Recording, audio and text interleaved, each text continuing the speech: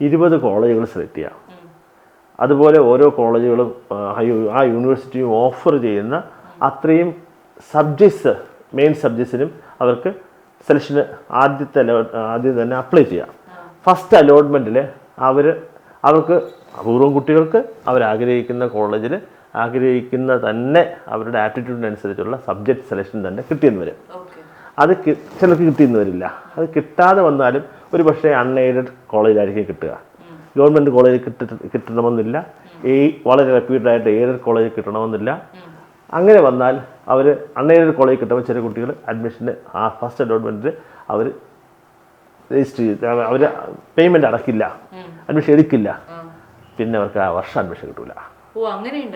ആ വർഷം അഡ്മിഷൻ കിട്ടില്ല. ഇത് പല രക്ഷിതാക്കളും കുട്ടികൾക്കും അടച്ചു വെക്കണം. പിന്നെ വീണ്ടും യഥാർത്ഥത്തിൽ അപ്പോഴേക്കും സെക്കൻഡ് അലോട്ട്മെൻറ്റിൽ ഓപ്ഷനുള്ള സ്കോപ്പായി. അപ്പോൾ സെക്കൻഡ് അലോട്ട്മെൻറ്റിൽ വീണ്ടും വരും.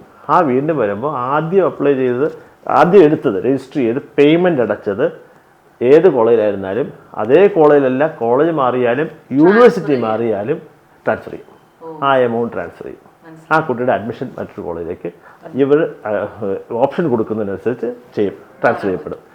അത് തേർഡ് അലോട്ട്മെൻറ്റിൽ വീണ്ടും സ്കോപ്പുണ്ട്. ഫോർത്ത് അലോട്ട്മെൻറ്റിൽ വീണ്ടും സ്കോപ്പുണ്ട്.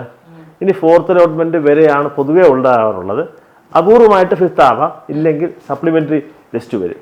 ആ സപ്ലിമെൻ്ററി ലിസ്റ്റിനും അഡ്മിഷൻ കിട്ടാറില്ല. പലപ്പോഴും പല കുട്ടികളുടെ പാരൻസും കുട്ടികളും വല്ലാതെയും സങ്കടപ്പെടാറുണ്ട്. അപ്പോഴും എനിക്ക് ഈ വർഷം കിട്ടില്ല, ഒരു വർഷം പോകില്ല. അവർക്ക് വീണ്ടും ഓരോ കോളേജുകളിൽ നിന്നും കുട്ടികൾ കേരളത്തിനകത്ത് നിന്ന് വിദേശത്തേക്ക് ഒരുപാട് പേര് പോകുന്നുണ്ട്, മറ്റ് സംസ്ഥാനങ്ങളിൽ പോകുന്നുണ്ട്.